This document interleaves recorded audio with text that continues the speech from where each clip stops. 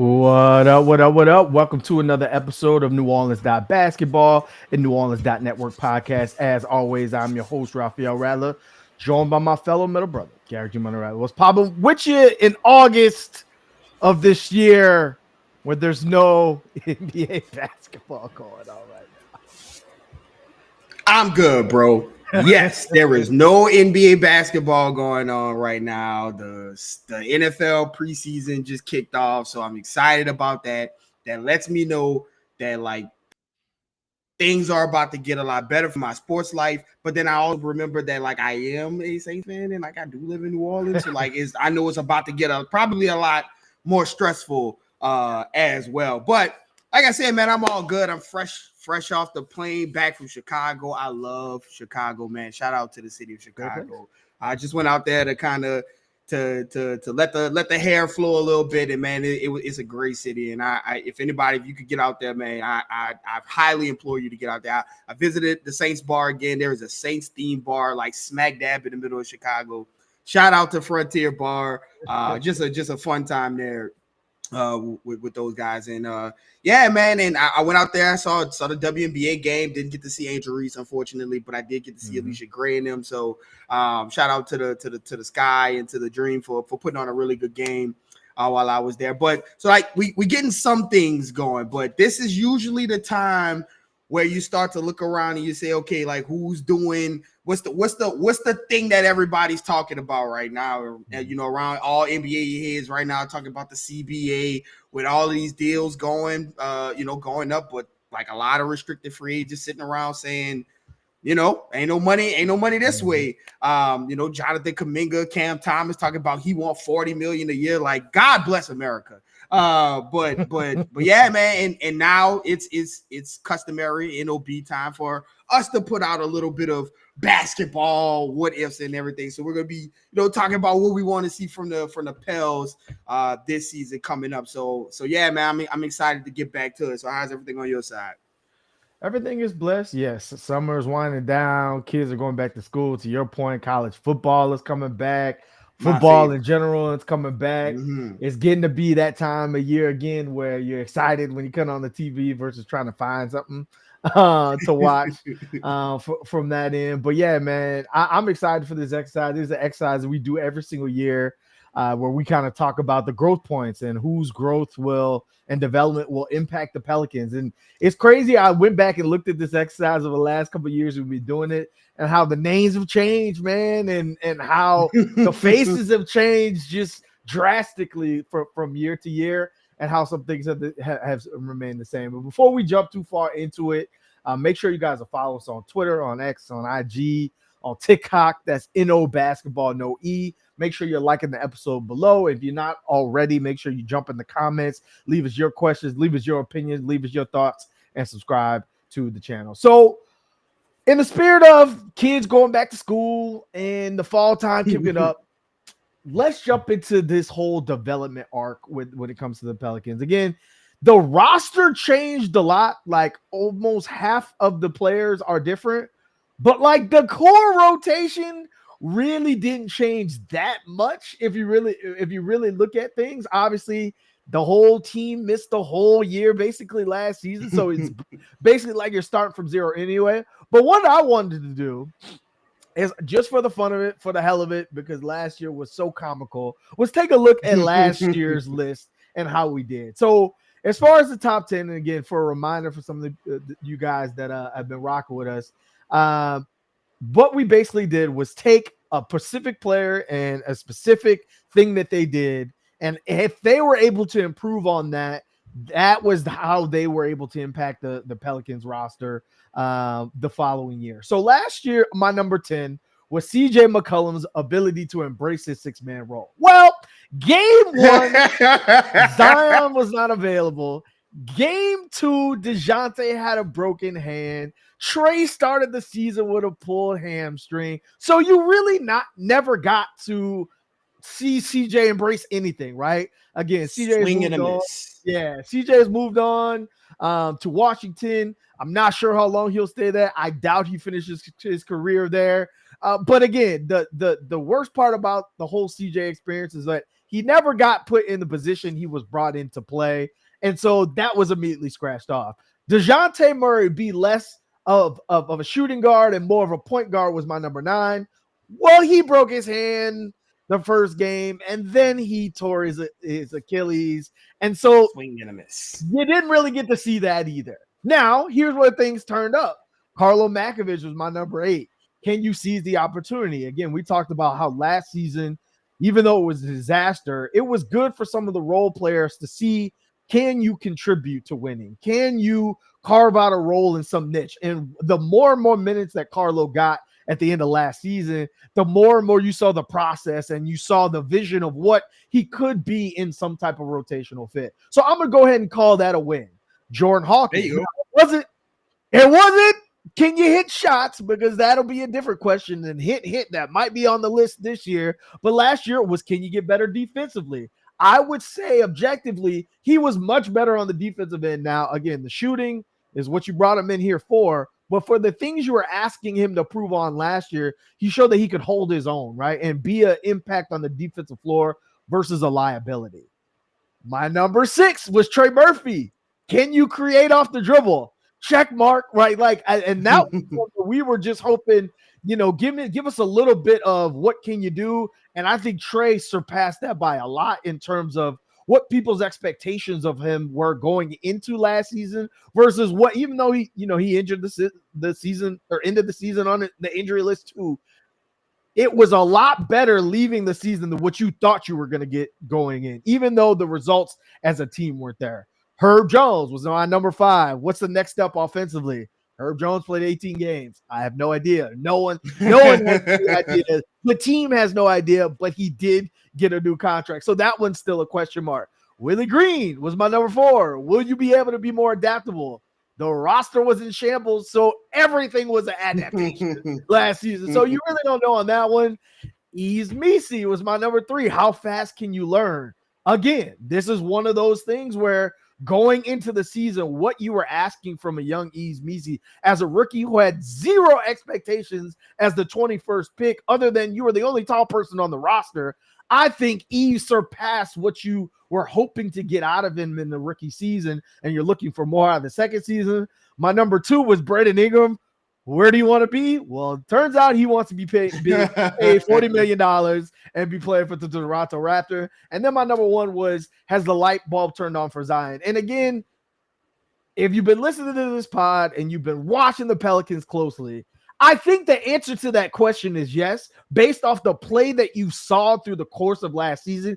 It just so happened that the hamstring injury happened when the Pelicans had already dug such a deep hole that it made no sense to try to make a push for it once he got healthy on the back end. So in those small, restricted 28 minutes, you saw the best version of Zion Williamson. And so to answer that question, has the light bulb turned on? I think it has from the on-court perspective and from the condition perspective, maturity perspective. We'll get to that from that end. But I think the answer to that question, yeah. Now, let's fast forward to this year. Again, a lot of the names are similar, but there's some different questions being asked this time. So I'll start us out with number 10, and we'll do snake draft. You do 9, 8. I'll go 7, and we'll go from there. I'll start with my honorable mentions. Sadiq Bey did not make this list. Kevon Looney did not make this list. Those are role players who you kind of know who they are. You kind of know what they bring to the table. So their growth is not really important to the roster. You just hope that they're bringing what they already have shown to be able to do in the league to the table. So there's out of the case. Micah Peavy, again, I honorable mention, 3-point shooting. Can you be a true 3-and-D? But you and I talked about this before. If Micah Peavy is playing heavy minutes for the Pelicans, things have gone drastically wrong this season, and they're in a much bigger pain point than you would like them to be. So I can't have his growth be high on the list of how it will pertain to winning. So let's start with my number 10, which I have Jose Alvarado. And the category is offensive consistency. Can you be a true combo guard? Last year was a really good year from Jose's perspective. Again, career highs across the board, shot 36% from 3 on a pretty high attempts margin at 6 per game. He was very good as an off-ball shooter. There were games when Jose couldn't miss from 3. He was a little bit better as an on-ball creator coming off that Olympic stint with Puerto Rico, which I think really gave him the confidence in his offensive game to build from there. But now you go and drafted Jeremiah Fears with the number 7 pick. And now it's like, well, where does Jose fit in the Jordan Poole, DeJounte Murray, Jeremiah Fears, Zion? Like, where does he fit in that mix of people who are going to be playing guard for this team, right? And so, like, my biggest question for Jose is, can you be the real TJ McConnell type player, which every single night, you're getting a certain level of offense off the jump, right? You know what Jose brings to the table defensively, but in terms of offensively, again, all role players do, but Jose in particular goes through these roller coasters where he feels very confident, and again, he lights up a gym, and then times where you can see him thinking and second guessing his shot before he shoots it and things like that. And this next step is such a pivotal year for him, because next year he has a player option at $4.5 million, which as a player for Jose, you'd be hope that you would turn that down or have an extension of some type. But right now, the way the Pelicans roster looks, and depending on how he does this season, this is a huge year for him in terms of his next contract as a player who went undrafted and things like that. So what are your thoughts on that? Did Jose make your list first and foremost? You could call it out and say if it's higher up, but how does that kind of sink in with you? Yeah, so just to go back, I Jose did make my list, and he is number 10. Okay. But my honorable mentions include Joe Dumars and I'm sure they're on your list at a different place. So my honorable mentions includes Joe Dumars and can you be the one to finally connect with Zion and things like that. So I'm gonna wait till you get to your guys. But my honorable mentions include Joe Dumars, Willie Green, and DeJounte Murray, just because I not even thinking about DeJounte Murray until when he gets back. But I'm not expecting DeJounte Murray to be DeJounte Murray until probably next season, to be honest with you. So he is not on my list, on my 10 of the list. So Jose is number 10 on my list. So I can go ahead and talk about Jose. Everything that you said, I agree with 1,000%. He had the career high in scoring last year at 10.3. He had the career high in assists at 4.6. He had his field goal percentage drop, but it's because he had a higher usage rate. Obviously, he was the guy out there, most body out there. So I think now he has everybody's looking for a player with a chip on his shoulder, and Jose is that guy who perpetually plays with that chip on his shoulder. Well, he just got like 2 more chips added to his shoulder in the form of Jordan Poole and Jeremiah Fears, and so it's your opportunity now to go out and show. Was the shooting from last season, real? And, can you become a premier backup point guard? He was on a trajectory to be, really, really good, and to be one of those premier backup point guards who could come in and affect the game. Maybe not statistic wise, but, like you said, like TJ McConnell, everybody would love to have that kind of guy on the team. Peyton Pritchard, you would love to have that kind of guy on your team. Not even, looking at can he average this many points and this many assists and this many steals, but their effect on the game, you felt it every time they played. Jose was on the trajectory to be just like that. It's why the Pelicans gave him, that first contract and gave him this the next contract, right? And so this is now his opportunity to go out and earn, his next job, whether it be with the Pelicans or with anyone. But now you have the showboat shiny rookie point guard there, and so you have to, starting day 1 in training camp, come in and make things uncomfortable for him, and only the way that that Jose will. I can't wait to hear the stories about Jose and Jeremiah Fears coming out of training camp. So that's my number 10.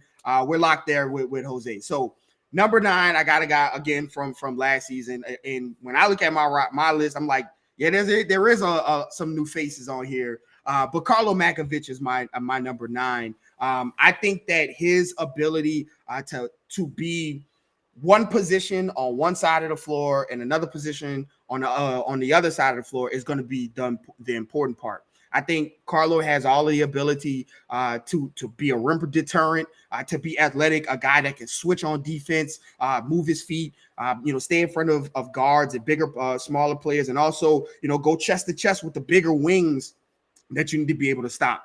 And that's on the defensive side. And on the offensive side, can you be a floor spacer? Can you be the corner 3-point, the trailing, the corner 3-pointers, or the trailing 3, or in a dunker position? Like, that is where you need to play and be super duper comfortable in those areas, and play more of a 4 on the offensive side of the ball, because whether it be Zion at the 5, whether it be Eves at the 5, whether it be, Derek Queen out there, like, you're going to have to be able to move and get around and play in different positions of the floor and give guys to facilitate. And I think Carlo's importance to this team, is very, very stated. Like, he's going to have to come in and be ready to contribute early. And so his ability to be flexible on, one side of the floor to the other side of the floor, on a night-to-night basis, I think that's going to be super important for the growth of this team.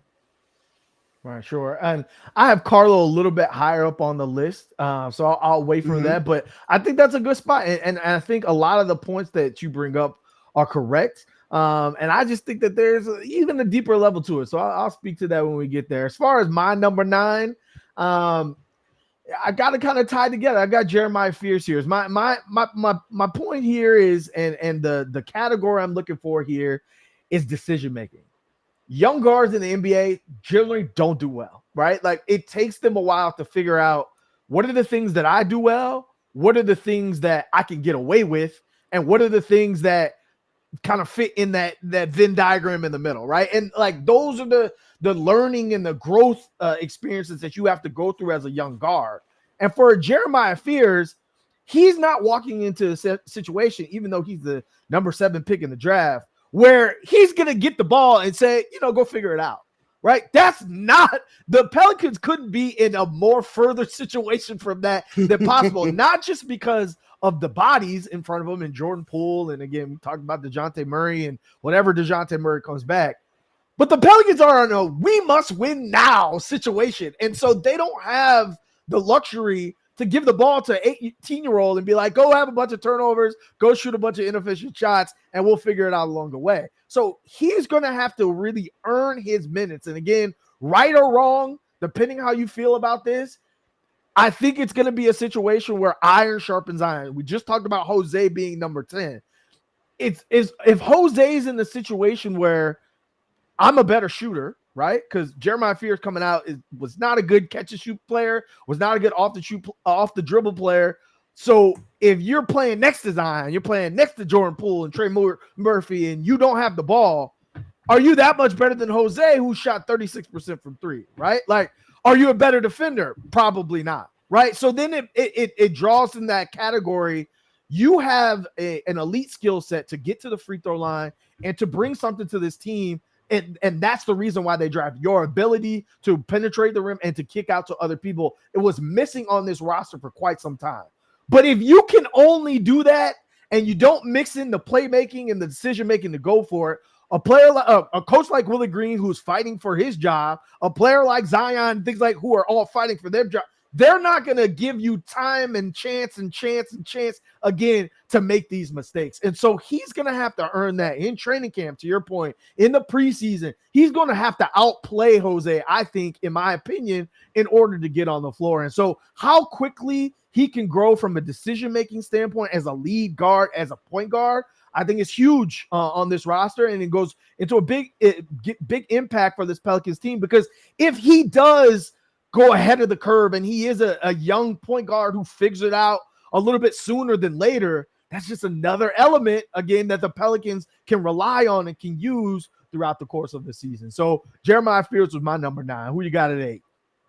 Yeah, Jay Fears is he's a little further down, well, further up on my list. Okay. Let's just say I have high not expectations, but high hopes for Jeremiah Fears. Let's leave that there. So my number 8 here is where I have the Pelicans rookie sensation from last season. It is Yves Missi, and the reason I have Yves at 8, I'm sure his growth and development is probably maybe more important to the Pelicans than other guys on this list.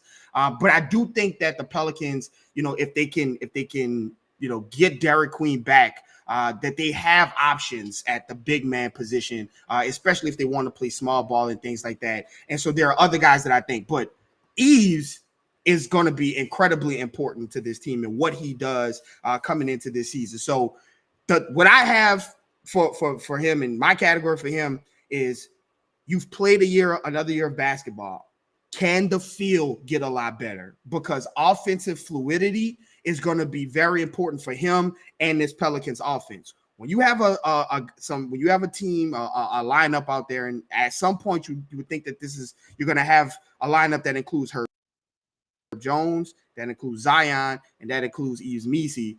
Those guys are not knockdown shooters, right? No matter who else is out there, you're still going to have three non-shooters versus and two shooters. And so with Yves, I don't know, I've seen the video of him knocking down the threes, and it's one thing to do it when you're in the gym in shorts and nobody's running at you and you don't have 7-footers jumping at you versus, it's just a different thing. And so I don't know if Yves is not, I don't want to say ever, but this season going to be ready to pop out and hit, corner threes or pop out and hit trailing threes. And so again, when you have this season that the Pelicans have put themselves in with this trade, with this draft day trade with the Hawks, you want the guys to kind of like be really freaking good at the things that they are really good at this season and worry about like experimenting like we were just talking about with Jeremiah. In that sense, maybe next season we can start working on that. But this season, I need to see him be more offensive fluid. Have more fluidity on. Read screens. Read how defenses are guarding you. Be active. Make yourself an offensive threat because of your movement, because of your constant cutting and things like that. Be ready to dive out of screens. Don't sit there and screen if the guy is going, or dive if they're doubling. Dive. Go to the rim. Make yourself an offensive weapon. Get to the rim, with your dribbles. We saw it not enough for my liking last season, but you saw, glimpses of him putting a ball on the ground, driving past people, using his athleticism, using his strength to get past people. He's put on the weight. You saw it at Summer League. He's put on the weight. He's starting, he's continuing to grow into his adult body. And so you like that coming from him. But can you also make that offensive, that physique be fluid offensively by moving, by cutting, and making people feel your offensive presence? And so for him, I just want his, you hate to call it basketball IQ because it makes it seem like he's a dumb player, but just the feel of the game. You've played another year in the league. Of basketball. Obviously, he was a raw talent. The things you saw from him last year, the growth you saw from him was great. And so you have that faith in him to continue to grow, but just be more offensive, fluid or offense, and just have a little bit, as Willie Green was saying, more know-how when the defenses are guarding you different ways. Make yourself available in an offensive way if you're not going to be that stretch big this season. Yeah, I think that's fair. And I have Yves a little bit higher up on the list because I agree with everything you're saying and then some. So I'll wait till we get to that to put my 2 cents on it. But I think you're absolutely right. He's going to be such a pivotal piece for this team in more ways than I think the Pelicans even realize. So my number 8, here's somebody new to the roster. I have Jordan Poole. And it's going to be a phrase that you don't like and that a lot of people don't like. And that may not fit Jordan Poole, but I'm going to use it anyway. I'm looking for his growth as a veteran leader.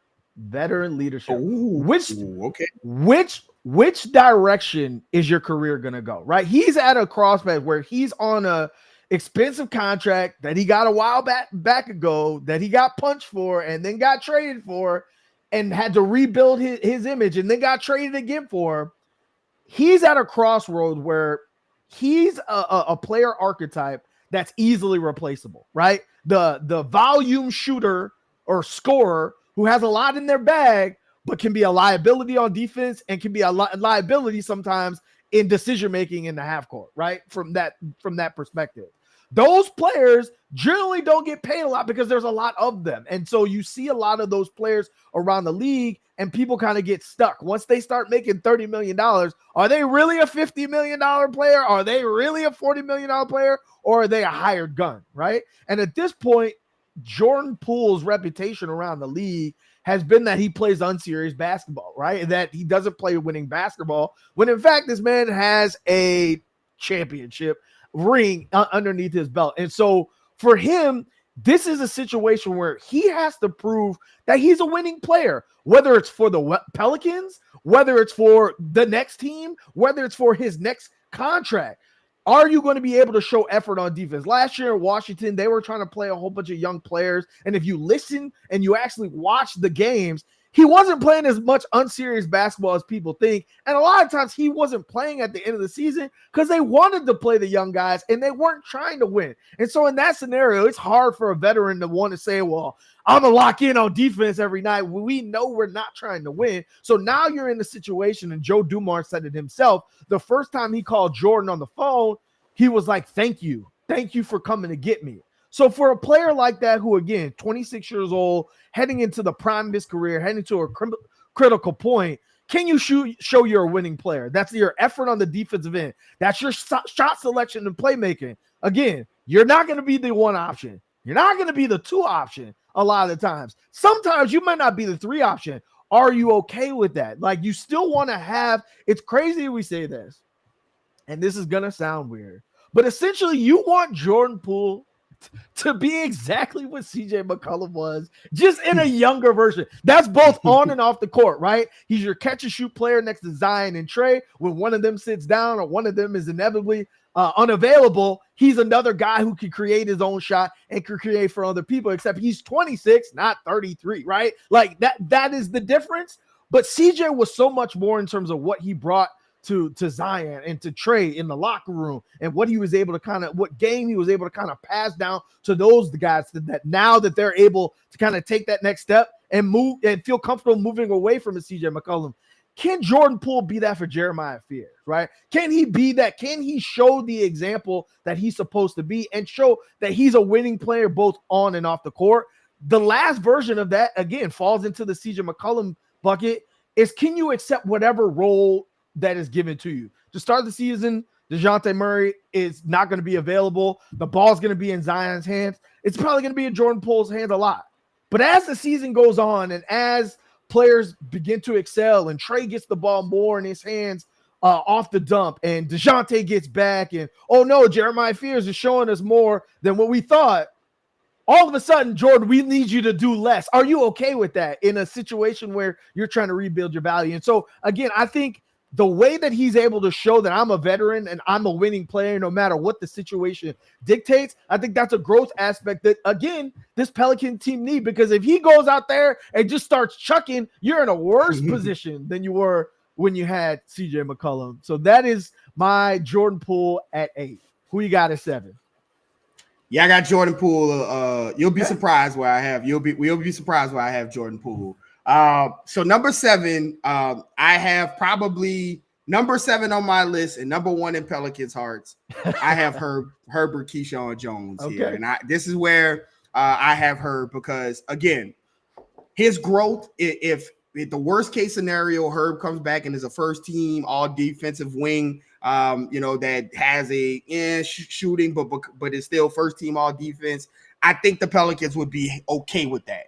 But I do think that there are levels for Herb, and what I have written down for Herb Jones, and to me, I don't think the answer is yes to this question, but it's a question that I would preserve to ask. Has your offensive and therefore your game plateaued? Mm-hmm. And what I mean by that is because I think Herb Jones is a top 5 perimeter defender in the league. Could he get better defensively? I don't know, but it would be hard to get better than first team all defense. Right.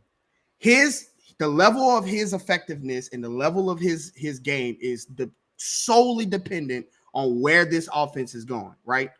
And don't look around too quickly.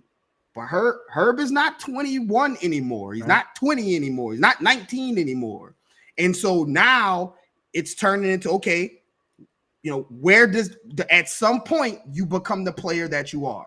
Mm-hmm. Are you that guy that was shooting 60-70% in the corners and literally when you got the ball in the corners, people were like, oh, that's going in, and was surprised when you missed it?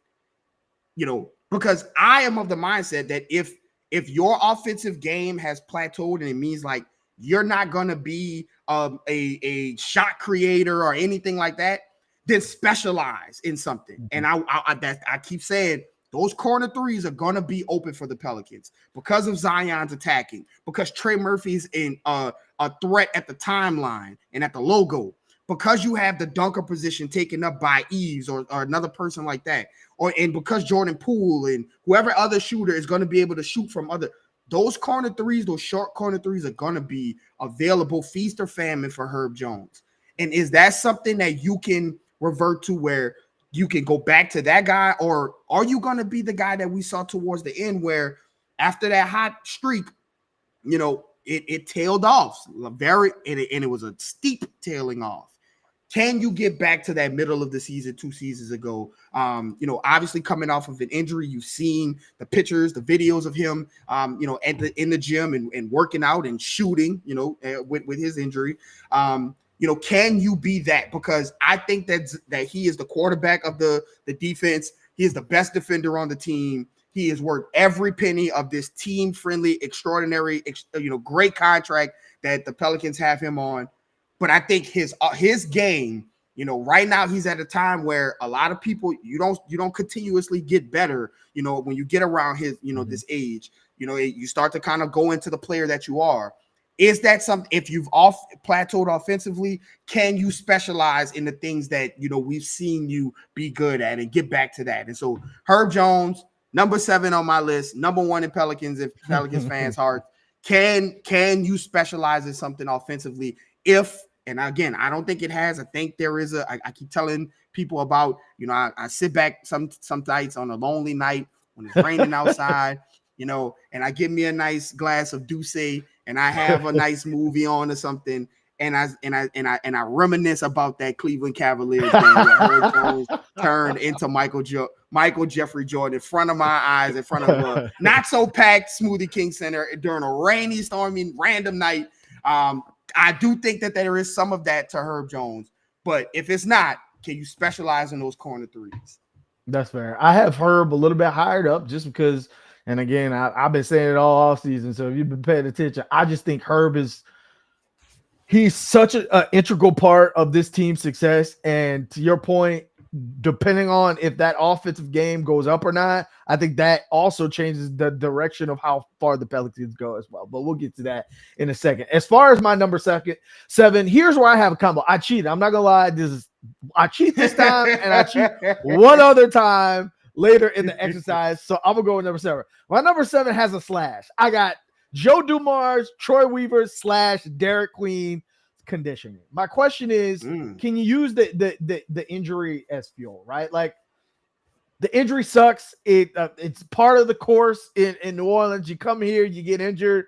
Luckily, it hopefully won't take him out for much of the season. Obviously, he doesn't get to participate in training camp with the team and get to build chemistry on court and things like that. That'll have to be expedited throughout the season. But here's a couple things. So why didn't I pick 3-point shooter? You brought this up a little bit earlier when you brought up Joe Dumars and Troy Weaver. Like, when he's on the court, or Eves or Zion, that's a lot of like non-shooters to be playing together. And so you're going to have to kind of figure that out and mix and match your rotations to make sure that you prevent from that. But I think the reason why you trade for a player and you just say, close your eyes and say, you can have it at any cost. You are not trading for this player just because he's the number 13 pick, because he could be a nice role player for you one day. Like, he could play 10 minutes a night. You're trading for a player like, because you think he can be an impactful NBA player or star. Like, that is the reason why you make such an egregious risk, is because you really believe in that talent. And if that is the case, you need to out the gates. The Pelicans have been missing a player not even like Derek Queen, but just that has a similar skill set and a bigger body that can generate his own and create for other people since the beginning. Since Julius Randle left and they had extra bodies in the front court, it's been Zion's and then not very much after that.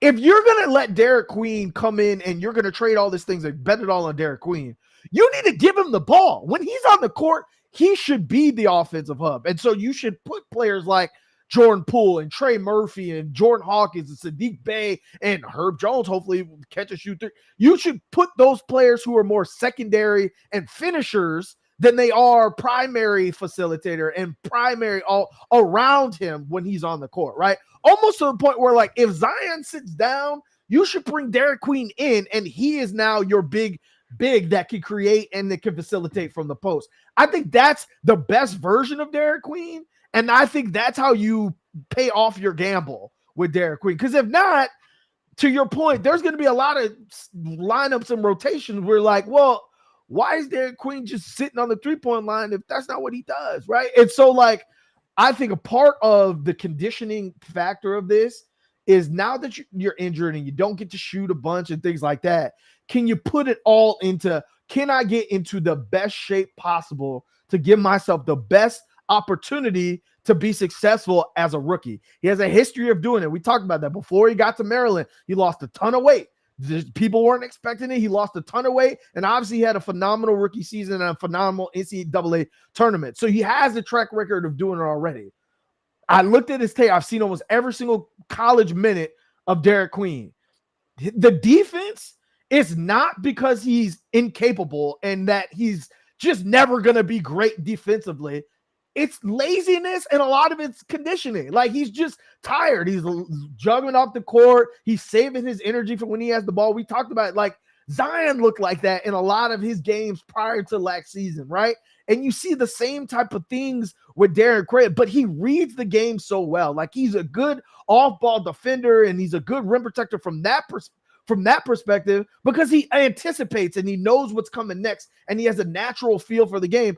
Counterpart to Yves Missi, right? Like, if you wish you could take some of Derek Queen's natural feel for the and give it to Yves, he already possesses that. So it's not that he's incapable of playing deep. He just hasn't been in the best position possible in terms of conditioning to be able to be a beast on both sides of the ball. I'm not saying he's ever going to be a plus defender, but I think he can be a capable defender if given himself the opportunity. Now, you bring up the Joe Dumars and the Troy Weaver piece.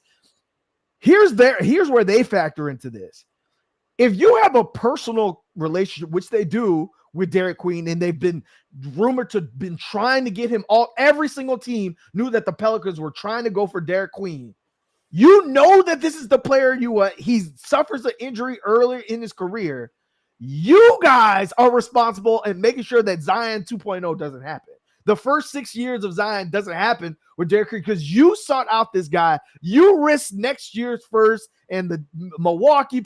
You risked all that for this guy. So he cannot, after not being able to shoot and things like that for all training camp and all summer, show up when it's time to play not in great condition. Because what's your excuse at that point, right? And so I think it's on those guys in the front office. Their necks are on the line too with how he comes out of this injury and what shape he looks like. Because everyone could look at the Summer League, and again, Summer League's hard to draw from, but there's things you could obviously say is, man, that kid can play. Double-double in every game, like dominated some piece of the game. But you could also walk away and be like, damn, that kid needs to get in shape. Right. And so, like, if those two things were obvious for anybody watching, you can't show up to I'm ready to play in October and November and that something not be addressed along the way. So that's where I've got Derek Queen and the Joe Dumars and the Troy Weaver trio all at number 7. What you got at 6? Nah, that works perfectly because I got Derek Queen at 6 too. Okay. And I think that, you know, he and Joe Dumars have a lot in common. Everything that you said is 1,000% right. You hit the nail on the head when we talk about conditioning and things. And they have a lot in common. They both are very brash, and they both don't really care what you think about it, right? And they let you know about it, right? They let you know about it. We'll see any of the anytime a microphone is in front of either one of them. But it's almost poetic justice that those two guys are tied together. And we could talk about both of those guys right here at 6 as well on this list, because you're gonna have to like kind of back up some of this bark that you got going on. Joe Dumars has come in, and listen, when you take the job as the president of basketball operations for the Pelicans, and the GM is the Pelicans, I attach Troy Weaver to this. You are the pressure that is on you is, can you be the guy to finally connect with Zion? That's when you walk into the job, there's a big Zion elephant in the room that you have to address immediately. That is what the pressure already is on. Joe Dumars then said, I see your pressure, and I say double down on it by trading a unprotected, best of, the best of Milwaukee and Pelicans first round pick for Derek Queen. Joe Dumars then said, to hell with the basketball gods. Not only am I going to trade for this guy, I'm going to put him out there for summer league, which of course he should do, but this is New Orleans. You should have known something was coming. And now he is now injured, right? To start the season. And so now, right up to your point, it is now up to you. You are going to get a very good look into the psyche and the relationship building and the relationship cultivating skills of Joe Dumars and Troy Weaver. And you're going to get a really in-depth and deep, really quick look into the professional aspect of Derek Queen, both at the same exact time. Because if Derek Queen comes back and you see him post-training camp and the season, and even on the season, he's sitting on the end of the bench, and you're like, that guy doesn't look like he is gotten himself into shit or anything like that, or done anything like that. That is a look for, like you said, Joe Dumars, Troy Weaver, this is your guy. This your man's. This your man's. And for Derek Queen, it's going to say, well, you didn't have anything else to do. You couldn't shoot. You couldn't do anything. You couldn't get some runs in. You couldn't get some walks in. So it's going to be a good look into the professional habits of Derek Queen. And again, like you said, the relationship building in this front office. Now, when you talk about Derek Queen on the floor, I think the sky's the limit for Derek Queen. Like you said before, the Pelicans have not had a player like this in ever. Like maybe since like David West. And again, we talked about this off the pod. He has a lot more, obviously, to his game than Derek West. I would say he's like the Gen Z David West with the way he plays and things. But he has obviously a way more offensive bag than David West, did. But the Pelicans have not had a guy like this. We've talked about that Naz Reid, that Bobby Portis mold that has shown, productive outputs in this new NBA. Can I do you one better? And so, like, they did have Boogie Cousins before the injury. True. They Derek did Queen happened to post some Instagram clips of Boogie Cousins. I did see that. He did. Shout out to Boogie. He did. And so yeah, since Boogie Cousins, since guys like that, you haven't had a guy like that. And so when you talk about the hub, right? Can you be the hub? I agree that he absolutely needs to be the hub for what you paid and his skill set. He needs to be the hub. But this coach is Willie Green, and the only way you're going to get on the floor and become a hub is to earn that. And the way you earn that is on the defensive side. I'm sorry, it's like that. That is Willie Green has shown you time and time again that is what he values. And again, to your point, I'm not talking about being, Rudy Gobert or Anthony Davis back there. But as Jason Kidd would put it, participate. Can you get out on shooters? If they get past you, then they get past you. Other guys will help trust your defender, whatever the case is. But are you getting out there to move it like Kendrick Perkins said, chopping those puppies? Can you get out there and close on those shooters? Are you rotating? Are you are you hustling? Those are the things that's going to give Willie Green to give you time on the floor. And I think that Derek Queen's personality and his game style, he has a lot of Bobby Portis in him, where you're like scared to not give him the ball when he's open, or things like that, because he's gonna let you know about it. And so my thing for him is, can you play the role? Can you play exactly what it is that the Pelicans ask you to do? You were the fulcrum. Everything was built around you at Maryland. This ain't Maryland. So you're gonna have to make yourself efficient in the role that is given. But I think his skill set and his personality and the way he approaches the game and his basketball know-how, I think he's gonna force his way into that on the floor. When he's out there, it's about getting there. And I think getting there starts with, committing to the defensive side, hustling, participating on that side of the ball, and that'll get you more time on the floor, which I think will direct the offense to you, because that's just the kind of player that he is. So Derek Queen is at my number 6. I'm going to go ahead and go with my number 5. My number 5 is Jordan Hawkins. Okay. It's time, man. Yeah. It's time. Listen, I think that, Jeremiah Fears, Jordan Poole, these guys come in and they don't necessarily, Sadiq Bey, they don't necessarily, come in and threaten his job because of his unique skill set, that if he could just get to it. That movement shows every so often is sorely needed for the Pelicans. He was in college, he maxed out at 38% from the three-point line. The last 2 years, he shot 33% on 5.9 attempts, and he shot 37% on 4 attempts his rookie year. His college year, he shot 38%, but he shot 8 threes a game. So when you factor in those attempts and you factor in that percentage at 38%, 8 attempts, can you get back to that? Because I think Jordan Hawkins, if Jordan Hawkins can get back to his, to some of that form, that is going to unlock so much for the Pelicans offensively, because again, he's the first guy up and down the floor. He knows how to play a shooter's game, which is super important for shooters. He knows, hey, I don't need to be anywhere inside of the three-point line on offense because that's not where Zion, when he drives, he knows where to find me. When Trey drives, he knows where to find me. When Jeremiah Fears drives, he don't have to look to see if I'm behind him or, at the dunker position. I know where Hawk is. And his ability to do that and be one of Jordan Poole is here and Jeremiah Fears is here now. So we'll see who's still the most ignitable player. But, Jordan Hawkins, the last 2 seasons, I've called him the most ignitable player on the team, because when he's on a heater, that is the type of shooting that can tilt games, that can tilt scoreboards. If I told you Jordan Hawkins hit 3 threes in a row, you would think, oh, that's nothing. But that's the difference between, the score being 30-30 to 39-30, like, and the whole arena going crazy. So his ability to knock shots down, again, defensively, it has to be there. I'm just not sure until he gets bigger and he's not able to lift weights and stuff because his back is the way.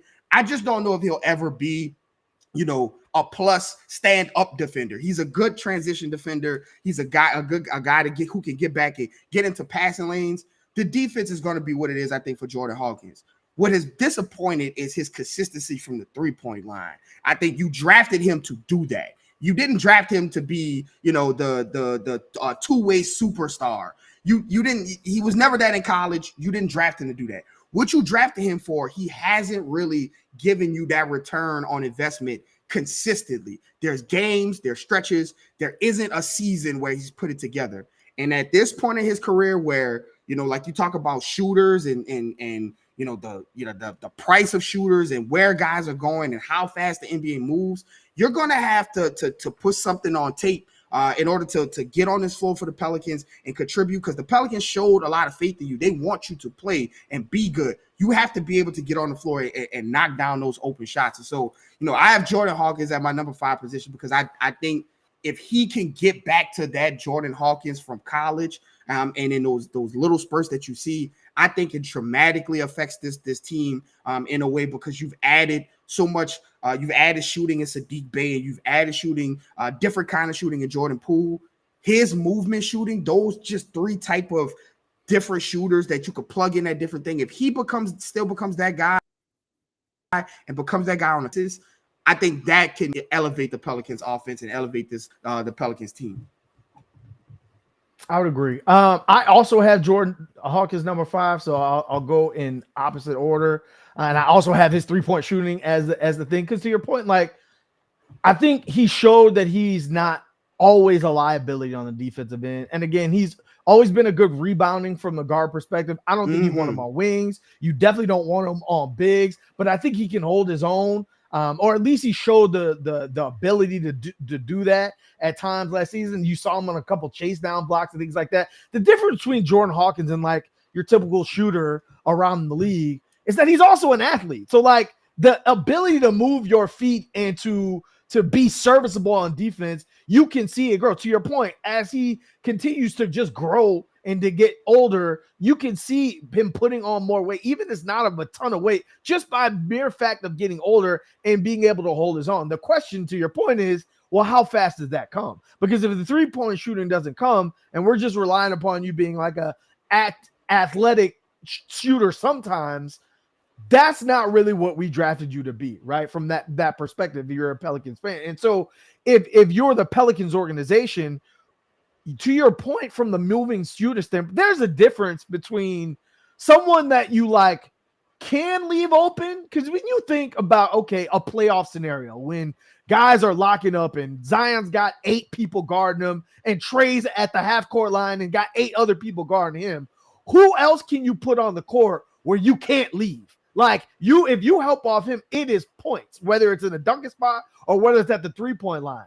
And if Jordan Hawkins can become that, and that's what he was intended to be, again, that just gives you so much more lineup versatility that allows you to space the floor for some of these other players that are not 3-point shooters on your roster. And so you're absolutely right there. Now, my number 6, interesting, you paired the ability of using all this talent together and coaching, is where I have Willie Green. Now, people are going to say, and again, the knock on him is, you got to be able to defend. And again, like, every fan base is mad at their coach for not playing their rookie player. And most of the time it's because they can't defend. Like, that's as history as time, that is what coaches don't like to play young players, because usually it takes them the longest on the defensive end. But here's the thing with Willie Green. Again, I think last year, throw it out the window, give him a year of grace, because I don't think any coach in the NFL, Phil Jackson, anybody is succeeding in what the Pelicans had to offer last night. But the thing with Willie Green is the night-to-night fluidity, right? So many times, even in previous years, you'd walk into a game and you'd be like, this is how the rotation's going to go. And this is when someone's going to come out. And no matter what happens throughout the game, like, this is what we have, right? And again, Willie Green, just like a lot of these players, is at the beginning stages of his head coaching career, right? And so there is growth to be had from that perspective.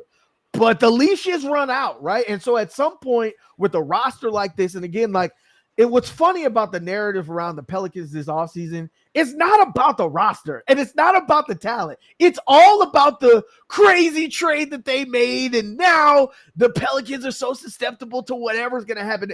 No one's looking at the roster and being like, well, that's not good, and that's not good, and that's not good. And everyone's like, yeah, we know they have talent, but the trade, So for Willie Green, in a situation where you went and got more people who can create for themselves and create for other people, which you have been lacking, and more backup plans for when Zion is not available and for when Trey has to sit out for this and that and the other, how are you going to use it? How are you going to maximize it on a night-to-night basis where you're getting the most out of whatever you have throughout the entire season, right?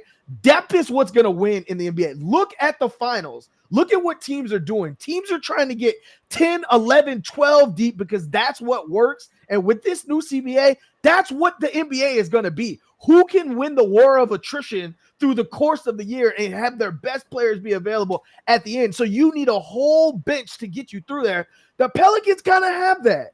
Now, how are you going to maximize? How are you going to get to the point where those defensive liabilities that you don't want to play, to your point, at the start of the year, you work them in and you got them playing on the defensive? We've talked about this offseason. If there's been anything you can put a feather in Willie Green's cap for his head coaching tenure with the Pelicans, he's gotten his players to buy in on the defensive end when they weren't all in the hospital and they weren't all on the surgery table. He has gotten them to buy in on the defensive end. So now when you bring in a Jordan Poole and a Jeremiah Fears and a Derek Queen, You're looking to tap on that button and say, you need to be able to do that here, and you need to be able to play these guys and be okay with, hey, they're going to give up some possessions on the defensive end. Do not take them out after one play and let this thing play out. So that's that rotation management and rotation flexibility. That's what I've got for Willie Green at 6. Like I said, Jordan Hawkins was my number 5 as well. Who you got it for?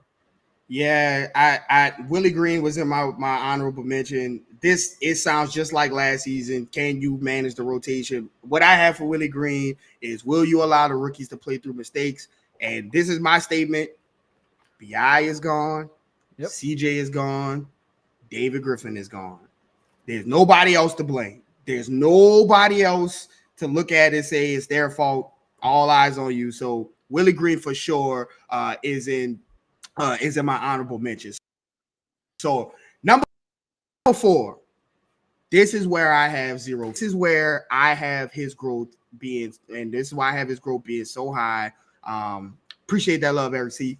I think so. What I have for him is control the frenzy, and the reason is because I don't want Jeremiah Fears to slow down. I don't want him to slow down. No. It's what makes him special.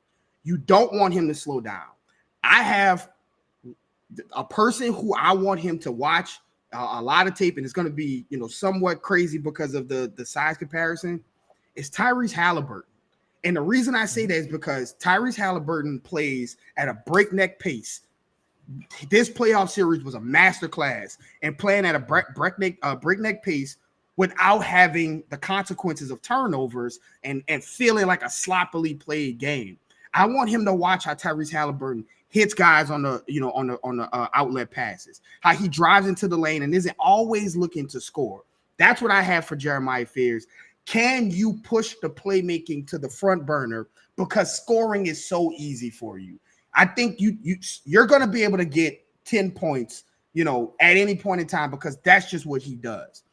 But I saw in that summer league when we went out there, I saw some passes from Jeremiah Fears where he would drive into the lane, and other people, when they jump and you jump, and that's the worst thing you could do as a passer, jump without knowing where you're going with the ball. Right. But for Jeremiah Fears and his athleticism and his speed and the ability to play in a frenetic pace, it's almost a positive for him because he jumps and he hits a guy at the last second. And there were countless corner threes that were missed by Keon Brooks, by Lester Quinones, by those guys that I think Jordan Poole and Trey Murphy, those guys will be able to hit that. And so I think if he can use some of that speed, control that frenzy, push, get into transition, get into the paint, and kick out, bro. If they hit Jeremiah Fears on that pick, and Jeremiah Fears becomes one of the premier, we're having questions like at the end of the season, towards the end of the season, like, man, like he might be ready to play, like ready to be the guy. If he's showing that, I think that you have found everybody is looking for the perfect pairing of the guys, right? You have Shea at the guard position, you have Jalen Williams at a wing guard, all NBA wing guard position, and you have Chet, the big guy. And of course, Zion and Trey and Eve, they're different types of players. But if you find that attacking, ball handling guard, that Tyrese Maxey, that Tyrese Halliburton, like Jalen Brunson, you find that kind of guard that's like able to control the game and control his teammates. Like that is the type of draft pick that can, and the type of find that can move a franchise from here to here really quickly. And I just think that already as a teenager, he has NBA handles, he has NBA speed, he has NBA confidence. And those three things can get you very far. Speed kills in the NBA and confidence. If you can control that frenzy and lean that at your, as you get into the league and get in on the floor, obviously you're going to have to do defensive line. But I'm looking at Willie Green like, bro, you might have to, it might not matter. Like you might just have to play this guy, get him on the floor regardless. And if he can do that as the shot develops, and can you make the open ones when they count? But if this is a guy that can get into the lane at will and be smart about it and use some of his speed and handles to get into the lane and hit shooters and passers and get this offense going in places and keep that speed up and down, I think that Jeremiah Fears can really contribute to a Pelicans team if he can just get on the floor and control that frenzy. I don't want the game to slow down for him. I mean, obviously I want his turnovers to get better, but what makes him special is his speed, is that frenetic pace, and I don't want anything to kind of bottle that in. I want himself to control that frenzy and push that playmaking out a little bit because the scoring is already going to be there. And I think that some of those passes I saw in Summer League and some of the passes that you saw on his college tape, that he can make those passes and he has the confidence to do it. I agree. I think for him, becoming more of an all-around floor general is number one on the list, right? No matter how you look at it. As far as my number 4, we already touched on it. This is where I have Herb Jones. To your point, I have literally the exact same notes as last season because you learned nothing about Herb last season. The only thing I will add to that is that now you got a contract on the end of it. So now you're not being paid to be Matisse Thybulle. You're being paid to be an integral part of a winning team, right? It's no longer a cute, this is the best contract in the NBA. It's now you're being paid to be one of the best players on the team. So just getting me 8 points and being great on defense is no longer what we're going to need if you're not going to be able to be playable in a playoff series because teams are leaving you open. So that's the only difference I have. I think his offensive growth is more important just because of his ability to stay on the court when the games matter. Again, the Pelicans have to get to games that matter, but I think his growth in that area is bigger than, hey, it'd be nice to have. It's a have to have because you need your best defender to go guard Shea, to go guard all these. You need him to be on the court, right? From that end. Like I said last podcast, you look at the finals and you look at the OKC Thunder. Shea is great, Chet is great, Jalen Williams is great. They don't win that championship unless Lou Dort shoots close to 40% from the third. Yeah, make those 3-pointers because if he's not out there to be the best defender and you can't rely on him to make open threes, then your whole defense collapses and you're not the same team that you could be. So I couldn't agree more. Right, absolutely. And then my number 3, we already talked about it as well. And here's where I cheated. This is my other time I cheated. I only cheated twice.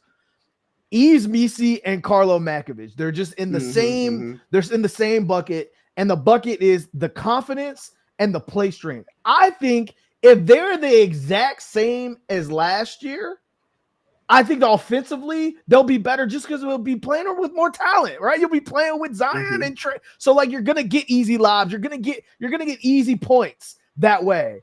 But here's the thing: the Pelicans didn't have anybody all year. Everybody was hurt. Who did they have? They did have Yves and they did have Carlo, and they still were one of the worst rebounding teams in the league. They still felt like the smaller team almost every single night. They still felt undersized, and the 2 centers were available for the most of the season. So those 2 guys, to your point, playing with more confidence and with more breath and with more strength, I think is so important. In a league that's going to 2 big lineups, back to that over and over again, those 2 guys can't be fighting for their lives every night. You saw Yves put on the size. You haven't seen Carlo yet this summer, but you hope he is on the same diet and the same weight training program as Yves, because those 2 guys playing stronger as the 2 center points of this team, because they're the only 2 guys on the team that are rim protectors. They're the only 2 guys that are going to be able to keep you from the goal. And so if those guys are just getting beat up and getting thrown out of the way when games matter, look at what the playoffs, like it was a bloodbath out there. If you're putting little Yves and little Carlo out there with their guys punching in and throwing, like they're never going to survive. So if they don't play stronger this season, I just think that is a huge part of this team that is kind of going under talked about because of all the other moving pieces. But those 2 guys hold down your defense, and the Pelicans are going to be anything, they got to be good on the defensive end. And so those 2 guys' growth in that and confidence and how strong they play, I think is a big factor there. What do you got at 3? Yeah, I agree with everything with Carlo and Makovich. I'm just gonna do 3, and then we got 2 and 1 that's gonna be the same person. I mean the same 2 people. So we'll see what order we have them in. I'll talk about them, and then you can just tell me what order you have them in. But number 3, This is where I'm gonna surprise a lot of people. Uh-oh. I have Jordan Poole, Raphael. I Oh, think okay. Jordan That's Poole high. had Okay. his ability, his contribution is I think not being reported enough, not being talked about because of everything else the Pelicans have done. I think it's being overshadowed. If I asked you how, again, what Jordan Poole did last season, you would say, a lot of people would say he plays, unserious basketball, like you said. Jordan Poole had a career year last year.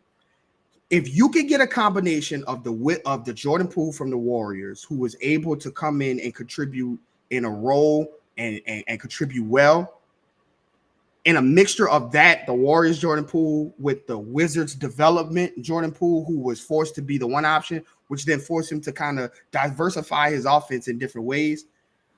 With DeJounte out, and like, you really don't know what you're gonna get from Jeremiah Fears. You really don't know, what you're gonna get from Jordan Hawkins.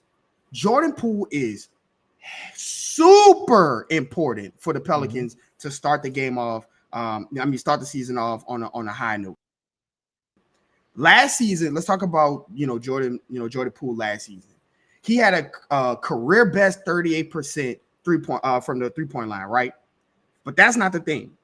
He was also a career high in three-point attempts per minute. He shot 9 attempts a game. So he had a career high in percentage and a career career high in attempts. That's kind of a big deal. But wait, it doesn't stop there. When you talk about Zion and Trey not being on the floor and being able to generate some offense, Jordan Poole also had a career high in assists at 4.5. He tied his career high.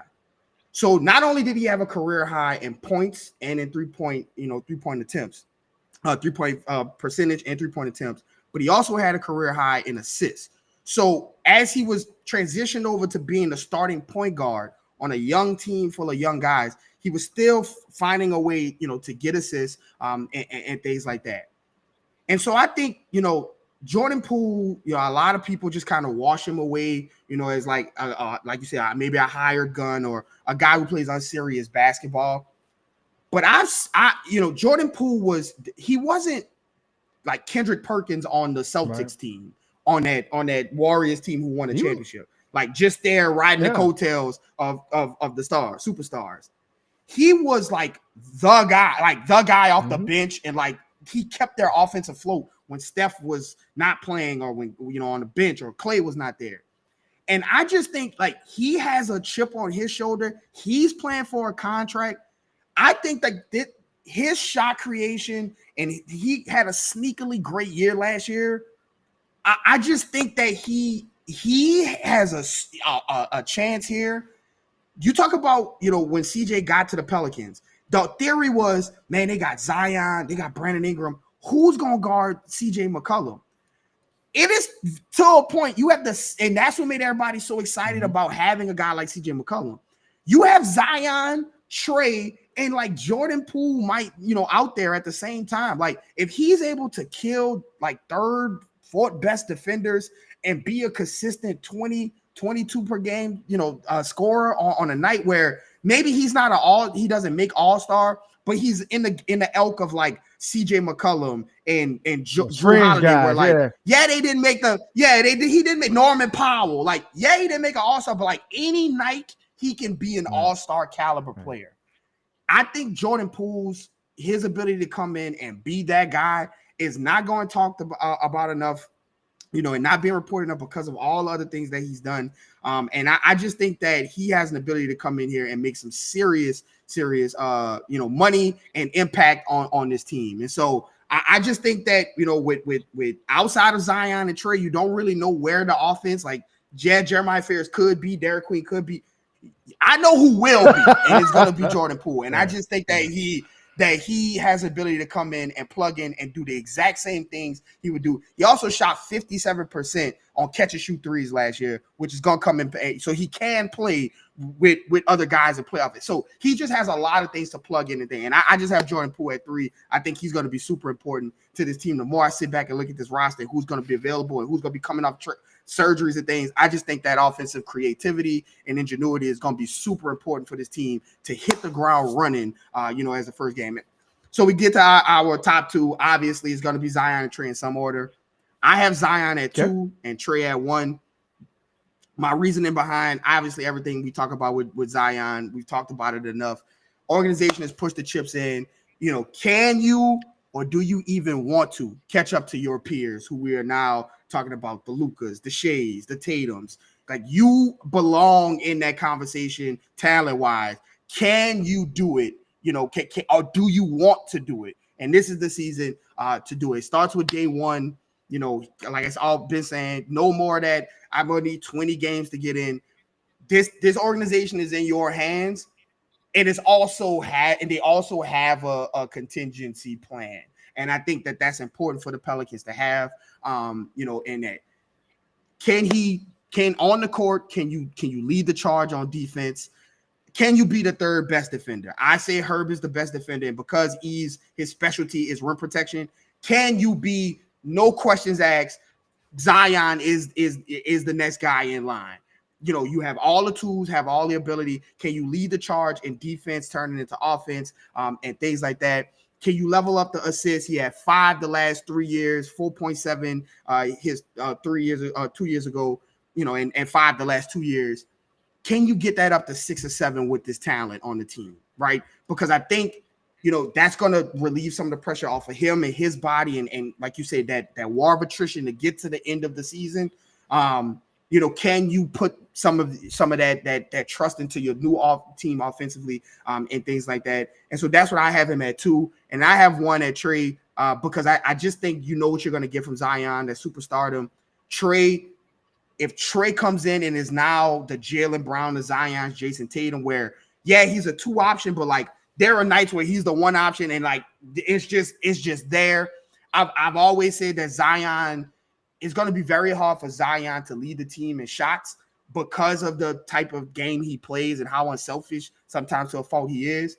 So if that's the case, I think that Trey needs to be the guy to seize that second in control. But really, me and Zion are, as far as like stat wise and things like that, like we kind of control this thing together. And this is consistent on and on every night. I have 24, 25. You was at 21, 22 last name. Can you get up to 24, 25 a night? 5 rebounds, 5 assists. 25, 5, and 5. Is that something that's doable for you? Because if it is, you have established yourself as a second in command, really ready to be that guy night in and night out.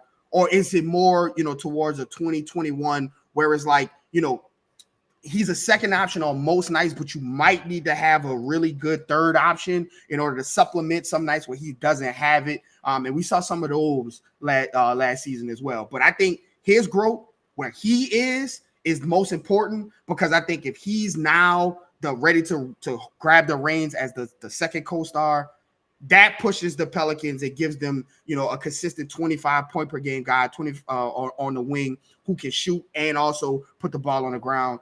That raises this Pelicans ceiling, this tide in the ceiling.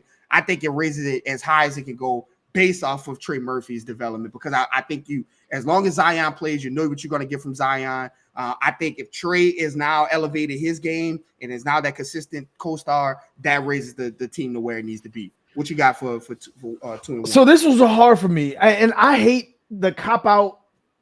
Put the 2 best players at the top, but like the 2 best players are 25 years old. Like that they should still be growing. They should still be figuring out who they are. Ultimately, I had Zion at 1 and Trey at 2, just because like there's no way after the offseason the Pelicans had that I could put anyone at number 1 other than Zion.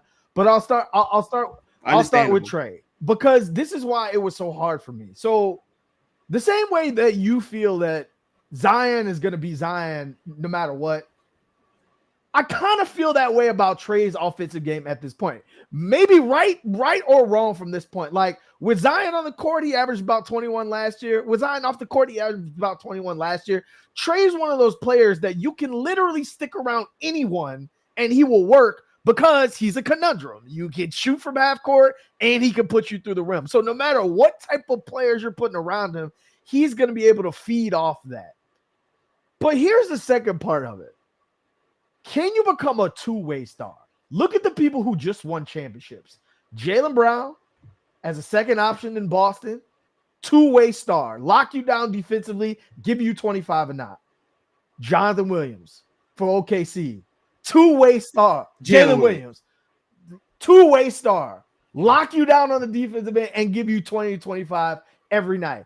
And for the reason why I didn't pick off is like off the dribble or scoring or playmaking or the ability to get the free throw line is that you should have enough firepower between, we just talked about Jordan Poole and Jeremiah Fears is going to get a shot here and there. And what does Derek Queen have? And Jordan Hawkins and Sadiq, and you're going to be able to do some pick and roll with the Jonathan Cuz bag with ease. You should be able enough offense to where Trey can fit around there and still score his 20 to 25. But the defensive end is where this team has the most amount of questions.